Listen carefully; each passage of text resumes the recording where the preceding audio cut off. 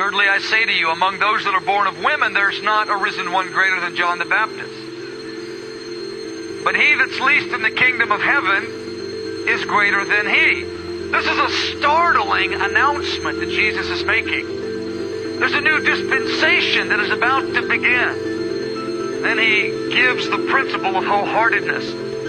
This radical pursuit, this refusing to be denied, the refusing to come up with anything less than God's best for our lives is called spiritual violence. The new covenant was established, that every single one of the redeemed would have the indwelling Spirit. God would open a new and a living way to every human being that said yes to the grace of God. It wasn't confined to prophets, priests, and kings. Anybody could enter into the life of the Spirit who wanted to. We're talking serious transition. When there's a transition, there's an opposition in the Spirit, there's an opposition in the natural.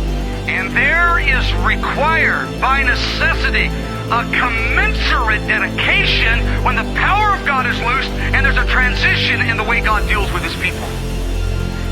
What Jesus was telling them in Matthew 11, He says, don't you understand what is before you? This is an hour for response. Verse 17, you should be dancing, you should be drinking deep the celebration, and you should be lamenting. You should know what it means to abandon and to free yourself from all the barriers and the constraints of sin in your life. Jesus is touching a nerve that is so uncomfortable, that is so distressing. What Jesus is implying is that they went out to gawk at the religious sensation of John with no understanding that the miracle worker with messianic prophecies and the forerunner with the spirit of Elijah had come together in the same nation at the same time, and cataclysmic things were about to break in upon the human race in the spirit and in the natural. And they just thought, well, it was a great meeting. We bought the tape. We stood in the prayer line. John prayed for us.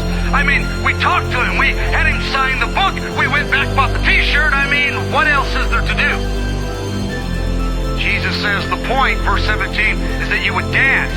You would enter into the celebration of the wedding. You would enter into the abounding overflow of extravagant commitment. And you would enter into the painful sacrifice of the dirge. You would be abandoned and responsive from the heart. Verse 17, they wouldn't dance, nor would they mourn, and wholeheartedness calls for both responses. They were indifferent. They went about their business. You can stumble into the grace of God, into the kingdom of God, and be forgiven, but you can't stumble into wholeheartedness. Wholeheartedness, beloved, let me tell you straight, is violent. It is disruptive. It's costly. It's confusing and perplexing to people with unrenewed minds like us.